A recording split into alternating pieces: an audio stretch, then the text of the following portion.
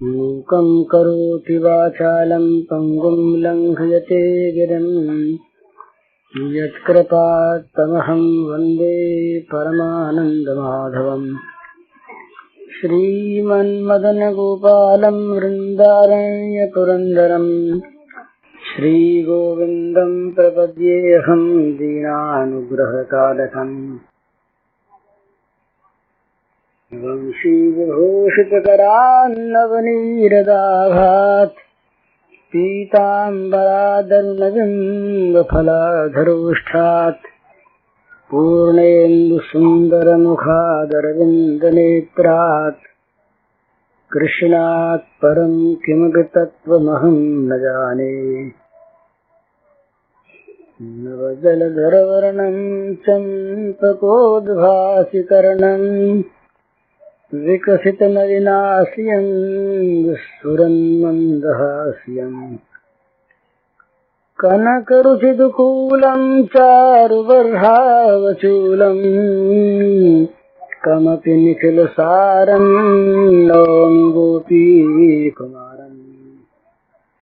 ये पतंजलि जी ने योग दर्शन में अभ्यास की दृढ़ भूमि के लिए 3 चीजें बताई है।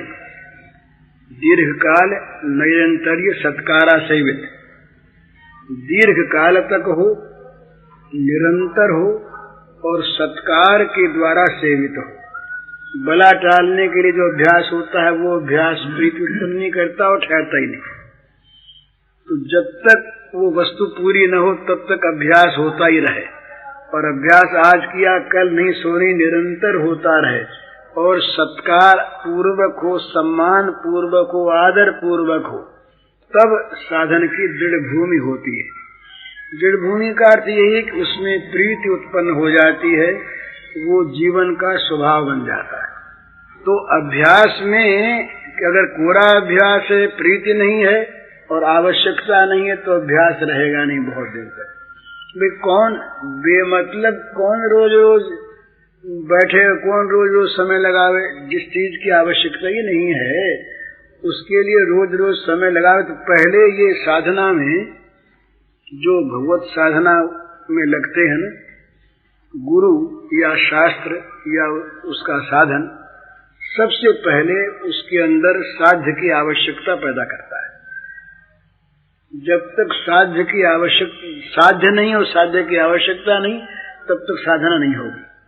ये साधना का प्रारंभ जहाँ होता है वहाँ साध्य की आवश्यकता से होता है। जैसे भूख लगी है, भोजन चाहिए, खर्च की कमी है, धन चाहिए, तो धन की आवश्यकता, भोजन की आवश्यकता, भोजन साध्य है, धन साध्य है, उसकी आवश्यकता हो गई तो उसके बाद साधन होगा। उसकी प्राप्ति के लिए चेष्टा होगी, खोज होगी, लगन होगी, क्रिया होगी। लेकिन किसी ने कह दिया कि अमुक चीज बड़ी अच्छी है, तुम अमुक काम किया करो, उसके में आवश्यकता है नहीं, तो 2 दिन तुम चाहे कौतूहल से कर लेंगे, किसी कहने से कर लेंगे, फिर मन कहेगा कि जिसकी जरूरत ही नहीं है, फजूल समय लगाते हो, फजूल तुम अपनी शक्ति लगाते हो, फायदा क्या है, मन कहेगा और वो उसमें शिथिलता आ जाएगी, छोड़ देगा। तो साधन की लगन कहाँ होती है? जहाँ साध्य में श्रद्धा होती है, साध्य की आवश्यकता होती है, उसकी जरूरत पैदा हो जाती है, साध्य बन जाता है, उसमें श्रद्धा। इसीलिए भगवान ने कहा कि भाई हमारी जानकारी प्राप्त करने के लिए 3 चीज आवश्यक है। ये तो हमें जानता ही नहीं। 3 चीज कौन सी? श्रद्धावान लभते ज्ञानम, तत्परः संयतेन्द्रियः। श्रद्धावान तो पुरुष हो, सबसे पहली बात श्रद्धावान हो। भगवान हैं, उनकी प्राप्ति होती है, हमें उनकी प्राप्ति करनी है और अवश्य होगी। ये श्रद्धा यदि नहीं हुई तो तत्परता ही नहीं आएगी। लगेगा क्या? जिसकी जरूरत नहीं है, जो वस्तु है कि नहीं है ये पता नहीं है, जिसके मिलने पर कोई लाभ या हानि होगी ये कोई बात नहीं है, उसके लिए माथापच्ची कौन करे, कौन समय लगावे, अपना दूसरे कामों में रहेंगे ना। ऐसा होता है। विषयासक्त हम लोग जो हैं हमारी दृष्टि में बहुत बार साधना की चीज फालतू लगती है। ये तो व्यर्थ में समय खोना, इतनी देर तक सेवा ही करते, अच्छा आदमी समझ, अच्छा आदमी की बात, इतनी देर सेवा करते, इतनी देर कोई किताब पढ़ते, स्वाध्याय करते, कोई अच्छा काम करते, और इससे नीचे उतरते लोग समझते इतनी देर अपने धन कमाने काम में लगते, फिजूल खुला समय 2 घंटा बैठ करके क्या फायदा हुआ। ये स्वाभाविक बात है। श्रद्धा के बिना तत्परता नहीं होती, और तत्परता के बिना इंद्रिय संयम नहीं होता। किसी काम में जब चिट्ठी लिखते हैं और उसमें पूरी तत्परता है, तो उस समय कोई कहेगा जरा गाना सुन लो, बोले भाई बहुत जरूरी काम कर रहे हैं, पीछे बात, गाना तो अच्छा लगता है, तो बहुत जरूरी काम, उसमें तत्पर हो रहे हैं ना, तो तत्परता में इंद्रिय संयम अपने आप होगा। बल्कि गाना उसको सुनेगा नहीं, किसी एक विषय में जिसका मन तत्पर है, उसकी इंद्रियां दूसरे कामों में उस समय लगेगी नहीं। बोले भाई तुम कुछ कह तो रहे थे, हमारा मन इस काम में लगा हुआ था, तुम क्या कह रहे, हमको तो पता नहीं लगा। पता क्यों लगा? कान तो थे ही, बहरे थे ही नहीं, आवाज गई पर कान के साथ मन नहीं था, मन दूसरे काम में था। ये नियम है कि इंद्रिय उसी विषय को ग्रहण करती है जिस विषय में मन रहता है। अगर मन नहीं रहता तो जोर जोर से कोई बोलता जाए और हमारा मन और तरफ है तो हम सुनेंगे नहीं। कहीं वो बोल तो कोई रहा था पर हमने ध्यान नहीं दिया। तो बहरा न होने पर भी आवाज नहीं सुनती, अंधा न होने पर भी वस्तु नहीं देखती। क्यों नहीं देखती? मन साथ नहीं है। तो मन साथ होने का नाम तत्परता है। तत्परता में इंद्रिय संयम होता है और तत्परता श्रद्धा से होती है। तो साध्य की जब तक आवश्यकता न हो, ये हम लोग कहते हैं साहब इतने इतने वर्ष हो गए भगवान की प्राप्ति हुई नहीं, तो प्राप्ति करना चाहा कब? सबसे पहला प्रश्न है, प्राप्ति करना चाहा कब? भगवान की प्राप्ति चाहते तो भगवान की प्राप्ति न होने पर और प्राप्ति का साधन न बनने पर बड़ा दुख होता। स्वाभाविक बात है, हम जो चीज चाहते हैं उसके लिए अगर प्रयत्न नहीं होता है फिर तो उल्टा हो जाता है, दुख होता है। और भगवान की प्राप्ति यदि चाहते वास्तव में तो हम साधन में लगते ही, श्रद्धा पूर्वक लगते, तत्परता पूर्वक लगते, निरंतर लगते, दीर्घ काल तक लगते, पर लगे नहीं। क्यों नहीं लगे? उसकी आवश्यकता। इसीलिए सत्संग वगैरह में पहले आवश्यकता पैदा की जाती है मनुष्य के मन में, अमुक चीज की पहले जरूरत पैदा करो, तब उसके लिए साधना होगी, लगन होगी। नहीं तो कुछ नहीं, 2 दिन किया फिर छोड़ दिया, बोले कुछ नहीं, उसमें कोई आनंद आया नहीं। तो आनंद पहले थोड़ी आता है, पहले तो वो जो तप हो रहा है वही आनंद की चीज है, साधना हो रही वही आनंद है। उसका फल कोई आनंद होगा वो पीछे देखा जाएगा। महात्मा लोग तो कहते हैं कि हम दूसरा आनंद नहीं चाहते, हम तो जो आपका स्मरण करते हैं ये आनंद हमारा बना रहे बस, और ये आनंद कहीं जाता हुआ आपके स्मरण से, आपकी प्राप्ति से, तो आपकी प्राप्ति भी हम नहीं चाहते। हम तो आपकी प्रीति चाहते हैं, जो प्रीति नित्य आपका मन स्मरण कराती रहे, उस प्रीति की आवश्यकता हमें, आपकी आवश्यकता नहीं। तो प्रीति जो होती है वो ऐसी ही नित्य वर्धमान होती है, वो कभी घटती नहीं। तो ये अध्यात्म नित्याह, भगवान में नित्य मन रहे कब? या तो आवश्यकता हो तब, और या प्रीति हो तब। कभी कभी भय से भी रहता है, तो भय तो हमारा आज के युग में प्राय निकल गया शास्त्रों का, परलोक का भय तो निकल गया। यहाँ का भय अवश्य थोड़ा बहुत है, कहीं पकड़े न जाए, कहीं मान इज्जत चली न जाए, थोड़ा ये भय तो है। पर शास्त्र का भय, भगवान का भय, धर्म का भय, ये भय तो अब रहा नहीं। इस भय से होने वाली जो स्मृति थी वो तो नहीं रहा। तब भी समझदार आदमी जो श्रद्धा रखने वाले हैं उनको तो ये बात माननी चाहिए कि चाहे समझ में ना आवे, तो ऋषियों की जो अनुभूत बातें हैं वो सत्य हैं। हमारे न मानने से सत्य कभी मिटेगा नहीं। हम चाहे स्वीकार करें, पर जो सत्य है और जो सत्य फल है वो तो हम पर आके लद जाएगा और हमें भोगना पड़ेगा। बीमारी, दुख, क्लेश संसार में कौन चाहता है?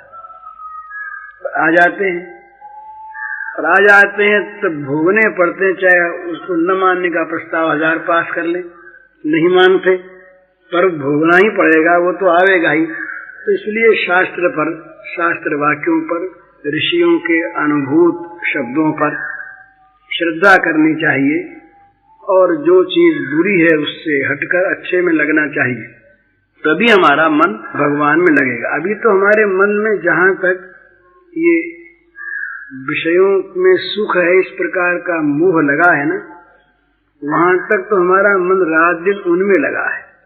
चाहे सुख न मिले पर अब की मिलेगा, अब की मिलेगा, अब की मिल जाएगा, इस प्रकार की हमारी वो एक सुख की प्रतीक्षा आगे से आगे बढ़ती रहती है। सुख कभी मिलता नहीं। जहाँ जाते हैं वहीं कोई न कोई अभाव, कोई न कोई दुख, कोई न कोई विपत्ति, कोई न कोई अड़चन रहती। बोली और तो सब ठीक है, पर इतना सा बड़ा दुख है, ये बड़ी भारी अड़चन है। सबके मन में है कोई के कुछ, कोई उनका चाहे रूप अलग अलग हो, परंतु मन से ये बाधा दूर नहीं होती, और ये दूर होने की नहीं है, क्योंकि संसार की प्रत्येक स्थिति अनित्य ही है और अपूर्ण ही है। तो अनित्य पूर्ण कभी पूर्ण नित्य होता नहीं, इसलिए भगवान में मन नहीं लगता। तो भगवान में मन लगने के लिए इससे जो पहली चीज आई, जित संग दोषा, आसक्ति से हटकर भगवान में आसक्ति करने की चेष्टा करें। भगवान में आसक्ति हो जाएगी, भगवान में प्रीति हो जाएगी, तो भगवान में मन अपने आप लगेगा। प्रीति हो जाने पर मन अपने आप लगता है, और जब प्रीति हो जाती है तब क्या होता है, विनिवृत्त कामाः। पर कामना जो है संसार की, ये भली भांति निवृत्त हो जाती है। ये भगवत प्रीति में निवृत्त नहीं होती। जब तक संसार प्रीति है, जब तक संसार के भोगों में आसक्ति है, तब तक आसक्ति कामना पैदा करती ही रहेगी। संगात संजायते कामः, ये सिद्धांत है। कामना पैदा होती है संग से, आसक्ति से। रजोगुण समुद्भव, रजो रागात्मकम विद्धि। कामना पैदा होती है रजोगुण से, रजोगुण का अर्थ है राग, आसक्ति। तो जब तक आसक्ति है तब तक कामना पैदा होगी। आसक्ति मिटी, भगवान में मन लगा कि कामना सारी गई, विनिवृत्त कामा। और जब विनिवृत्त कामा हो गए, कामना मिट गई, तो एक स्थिति पैदा होगी। फिर कामना मिटने वाले की एक स्थिति होती है, वो द्वंद्व रहित हो जाता है। ये सुख है, ये दुख है, ये हानि है, ये लाभ है, इस प्रकार के भावों को लेकर जो मन में हर्ष और विवेक होते हैं, ये उसको नहीं होते। द्वंद्व विमुक्ता सुख दुख संज्ञै, सुख दुख नामक द्वंद्वों से वो विमुक्त हो जाता है। हम लोगों ने सुख दुख कुछ एक उसकी कल्पना कर रखी है। ऐसी स्थिति का नाम दुख, ऐसी स्थिति का नाम सुख। कुछ सांसारिक वस्तुएं, सांसारिक स्थितियां प्राप्त हो तो सुख, और चली जाए तो दुख। ये सुख दुख की हमारे मन की कल्पना है। भाई मान प्राप्त हो गया तो सुख, अपमान हो गया तो दुख, धन प्राप्त हुआ तो सुख, चला गया तो दुख, पुत्र प्राप्त हुआ तो सुख, मृत्यु हो गई तो दुख। ये कुछ वस्तुएं, कुछ स्थितियां हम लोगों की कल्पना में हैं, और उनका नाम सुख दुख हमने रख छोड़ा है। इनका मूल कामना है। तो भगवान कहते हैं कि सुख दुख संज्ञैर, ये जो सुख दुख संज्ञा वाले जो द्वंद्व हैं, इस द्वंद्व से वो विमुक्त हो जाता है। न हृष्यति न द्वेष्टि, न सोचति न कांक्षति। भगवान ने कहा कि फिर वो न तो अनुकूल किसी वस्तु स्थिति के प्राप्त होने पर हर्षित होता है, और न प्रतिकूल की प्राप्ति में द्वेष करता है, और न प्रतिकूल की प्राप्ति या अनुकूल के विनाश पर सोच करता है, और न प्रतिकूल के विनाश और अनुकूल की प्राप्ति की आकांक्षा करता है। यो न हृष्यति न द्वेष्टि न सोचति न कांक्षति, शुभाशुभ परित्यागी भक्तिमान यः स मे प्रिय। वो भक्तिमान मेरा प्रिय है जो इस प्रकार हर्ष, द्वेष, सोच और आकांक्षा से रहित है। तो यही द्वंद्व है। द्वंद्वातीतो विमत्सरः, वो जो भगवान को जानने वाला है वो कैसा रहता है, वो नित्य भगवान में उसका मन लगा, नित्य सत्वस्थ, निर्द्वंद्वो नित्य सत्वस्थ, निर्द्वंद्व है, नित्य सत्वस्थ है, वो निर्योग क्षेम आत्मवान, संसार के योगक्षेम से वो रहित है, चिंता से रहित है, आत्मवान है। इसी प्रकार वो भक्त है जो हर्ष द्वेष और आकांक्षा चिंता से रहित है। तो ये द्वंद्व से विमुक्त इस प्रकार का जो प्राणी हो जाता है या होने लगता है, वो भगवान की ओर बढ़ने लगता है। इसका फल भगवान की प्राप्ति है। तो इसमें कल जैसे बात हुई थी, मन को थोड़ा पलटने की आवश्यकता है। विषयी मन से साधक मन बनाना है। विषयी मन जिस प्रकार चीजों को देखता है संसार में, साधक उससे उल्टा देखता है और सिद्ध सम देखता है। ये तीन दृष्टि है। साधक विषयी विषयासक्त मन से संसार को देखता है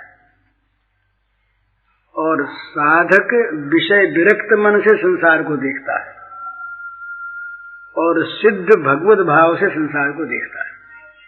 ये तीन भेद हैं। तो विषयासक्त मन से जो संसार को देखता है, उसकी दृष्टि अनुकूल विषयों पर रहती है। प्रतिकूल विषयों से वो डरता है, उनको हानि मानता है, उनको मरण मानता है, उनको बड़ा भारी एक नुकसान मानता है। इसलिए उस नुकसान से बचकर उस लाभ की प्राप्ति के लिए वो यत्नवान रहता है, चाहे उसमें पाप करने पड़े, कोई आपत्ति नहीं। और विषय विरुक्त मन वाला जो संसार को देखता है, वो विषयों की फंसावट से हद तक बचना चाहता है।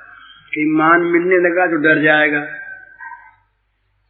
कहीं अधिक कीर्ति होने लगी तो डर जाएगा, कहीं संसार के लोग अधिक प्यार करने लगे तो डर जाएगा। उसको भी डर है। उसको डर है साधन मार्ग से पतित होने का, और विषयी को डर है ये भोग वस्तु के नाश होने का। बड़ा अंतर है। भोग वस्तु के विनाश से, भोग वस्तु की अप्राप्ति से, बड़े से बड़े प्रतिकूल समय से साधक नहीं डरता। वो डरता एक बात से कि कहीं भगवान के मार्ग से मेरी च्युति न हो जाए। तो ये भगवान के मार्ग से जरा सा हटा कि राग द्वेष ने उस पर कब्जा किया। राग द्वेष तब तक कब्जा नहीं कर सकता मनुष्य पर जब तक भगवान के मार्ग पर आरूढ़ है, डरता है। तो विषयी पुरुष का डर है भोग वस्तु का नाश न हो जाए, इसलिए निरंतर वो भोग वस्तु के संभाल में, भोग वस्तु की रक्षा में, भोग वस्तु की प्राप्ति में संलग्न रहता है। और साधक का भय है साधन मार्ग से कहीं च्युत न हो जाए, इसलिए निरंतर सावधानी के साथ विषयों से, भोगों से अपने को बचाता हुआ, कहीं मान के हर्ष में भूल गया और कहीं अपमान के सोच में भूल गया तो गिर गया। तो वो सावधान रहता है, मार्ग पर निरंतर रहना चाहता है। कोई भी अनुकूल या प्रतिकूल द्वंद्व उसको मार्ग से च्युत न कर दे, उसका भय है। तो हम लोगों को करना यही है कि ये विषयी से साधक बनना है, फिर अपने आप सब ठीक हो जाएगा। विषयी से साधक बन जाना, जहां ये हुआ कि दृष्टि बदली, दृष्टि बदली तो पाप सारे नष्ट हो जाएंगे। पाप तो जब तक विषय कामना है तभी तक होते हैं। विषय कामना के नष्ट हो जाने पर पाप नहीं होंगे, तो अपने आप पाप नहीं होंगे तो ताप नहीं होंगे। जहां तक विषयों में हमारा ममत्व है, आसक्ति है, वहीं तक कामना है, वहीं तक पाप होते, फिर पाप नहीं होंगे। तो इसलिए ये चीज करनी है अपने को, अगर कर सके कि अपने को विषय से साधक बनाना है। उसका भोग की ओर जो हमारे जीवन की गति है, उसको वहां से मोड़कर भगवान को लगा देना है, यही साधना है। तो रास्ता जहां बदला वहां लक्ष्य की दिशा बदल जाएगी। दिशा बदली कि फिर उस दिशा में जो होने वाले कार्य वो अपने आप होंगे, ये नहीं होंगे। तो आंख बदल जाएगी। इसलिए साधक की चीज को तो विषय समझ नहीं सकता। वो समझता है ये ऐसा काम क्यों करता है, ये पागलपन क्यों करता है, ठीक कहता है। वो ये मूर्खता क्यों करता है, वो समझता है ये मूर्खता करता है, पागलपन करता है, ऐसा क्यों करता है। बोला आई हुई चीज को उसने फेंक दिया, ये कैसा बेवकूफ है। लोग ऐसी बताते हैं, ये तो आया हुआ था, ये सुख आया हुआ था, इस मूर्ख ने सुख को ढकेल दिया।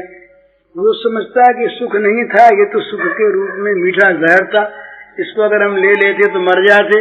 तो दोनों की दो दृष्टि है ना, दो अलग अलग दृष्टि के अनुसार वस्तु को, स्थिति को देखते हैं और उसी के अनुसार उनकी भावना होती है।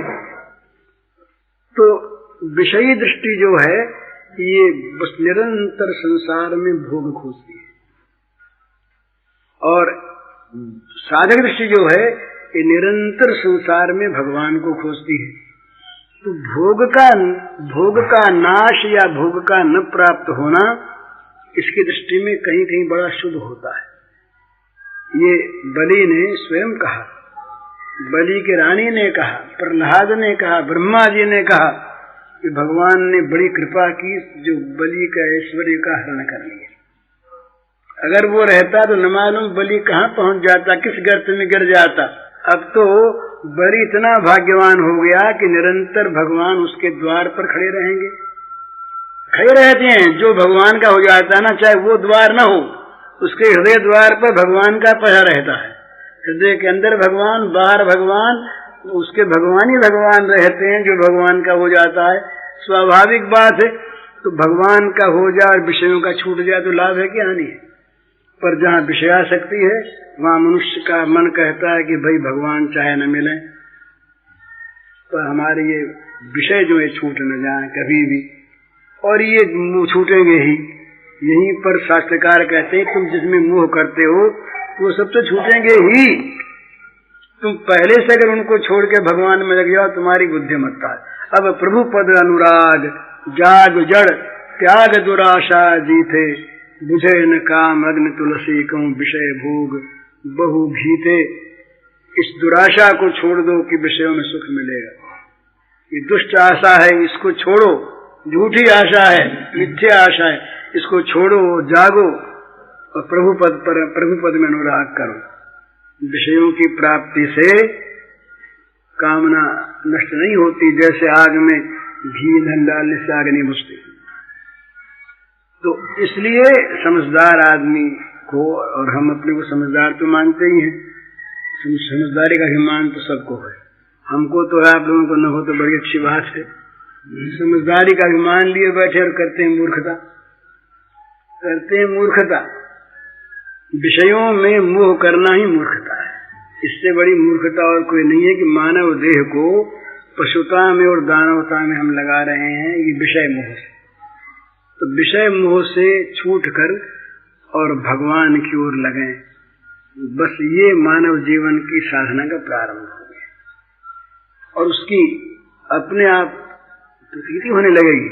संसार के सुख दुख कम होने लगेंगे तो समझ लीजिए भगवान की ओर लग गए। असर कम होने लगेगा, असर अपने आप घट जाए और फिर तो असर मिट जाएगा। फिर तो ये होगा कि संसार के बड़े से बड़ा दुख भी इसमें स्थितो न दुखे न गुरुनाथ विचाल्यते। गुरु से गुरु, भारी से भारी दुख भी उसको विचलित नहीं कर सकेगा, क्योंकि ये दुखों का जो केंद्र है, जहाँ दुख पैदा होते हैं वो तो ये भोग ही हैं। दुख योन एव थे, दुखों की योनि, दुखों के खेत तो ये भोग हैं। इसलिए कहा भगवान ने कि बुद्धिमान आदमी इनमें रमता नहीं है। जो रमता बुद्धिमान नहीं, भगवान ने बुद्धिमान की परिभाषा कर दी, बुद्धिमान इनमें नहीं रमता। यही संस्पर्श जा भोगा दुख योनय एवते। आद्यंतवंत कौंतेय न तेषु रमते बुधा। बुद्धिमान आदमी इन आद्यंतवंत और दुख योनि भोगों में रमता ही नहीं। जो रमता है वो बुद्धिमान नहीं, वो तो अपने आप अपने पैर पर कुल्हाड़ी मारता है, अपने आप अपने सुंदर पाए हुए अवसर को खोता है, अपने आप अपने कल्याण का नाश करता है। वो बुद्धिमान कैसा? तो पर हमारी दृष्टि में, हमारी समझ में बुद्धिमान की परिभाषा दूसरी हो जाती है। विषयासक्त मनुष्य की बुद्धि में बुद्धिमान की परिभाषा दूसरी है और साधक दृष्टि में दूसरी है। बुद्धिमान, ये विषयी आदमी उसी को बुद्धिमान मानता है जो ये न के न प्रकारेण किसी प्रकार भी विषयों का अधिक से अधिक संचय करके उनका सुख भोग सकता है, उसको परम बुद्धिमान कहते हैं। देखो ना, इसने कितना कितना अपने आप को बढ़ा लिया, कितनी उन्नति कर ली, क्या से क्या हो गया, ऐसा कहते हैं ना, बड़ा बुद्धिमान उसको मानते हैं। और वो भी अपने मन में बुद्धि का गर्व करता है।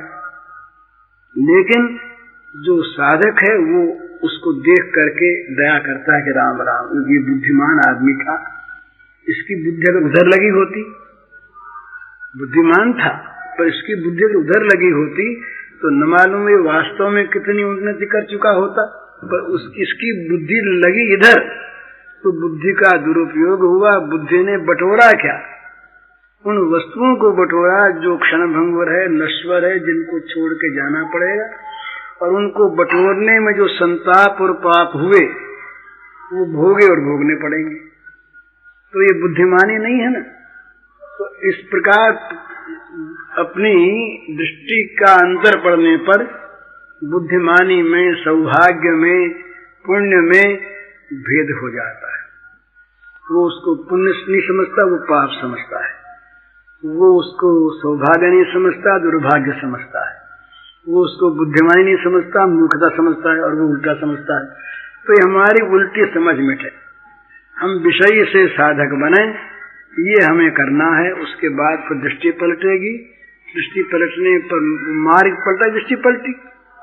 जिस मार्ग में हम जाएंगे उसी प्रकार का हमको वातावरण मिलेगा, उसी प्रकार की हमको संगति मिलेगी, उसी प्रकार के आगे आगे हमको स्थान मिलेंगे। जो उसके स्थान होंगे तो हम फिर वहां पहुंच जाएंगे, नहीं तो उल्टे मार्ग जाएंगे, उल्टे जा रहे हैं। ये उल्टे मार्ग को जीवन से निकाल कर उल्टे मार्ग को लाना है। सन्मार्ग पर आरूढ़ होना है, साधन मार्ग पर आरूढ़ होना है, और जीवन तो जा रहा है। ये रोज रोज हम मृत्यु सुनते हैं, अमुक मर गए, ऐसे हम मर जाएंगे, तो उसमें नई बात नहीं। जीवन रहते रहते एक दूसरों के वो देखने की आवश्यकता है। दूसरे क्या करते हैं ये मत देखो, अपने जो भूले हुए हैं पहले भी रास्ते पर तो आओ। दूसरे बुरे रास्ते पर हैं, अच्छे रास्ते पर हैं, ये देखने की आंख तो हमको तब प्राप्त होगी जब रागद्वेष रहित आंखें हो जाएंगी। अभी तो हम अपनी रागद्वेष भरी अपने चश्मे से लोगों को देखते हैं। चश्मा उतारने पर यथार्थ आंख रहेगी। तो चश्मा अपना पहले उतारो, रागद्वेष से मुक्त हो, चुपचाप साधना में लगे रहो। कोई निंदा करे, स्तुति करे, अच्छा कहे, बुरा कहे, भगवान की तरफ अपनी दृष्टि रखो, फिर सब ठीक। हरि ओम।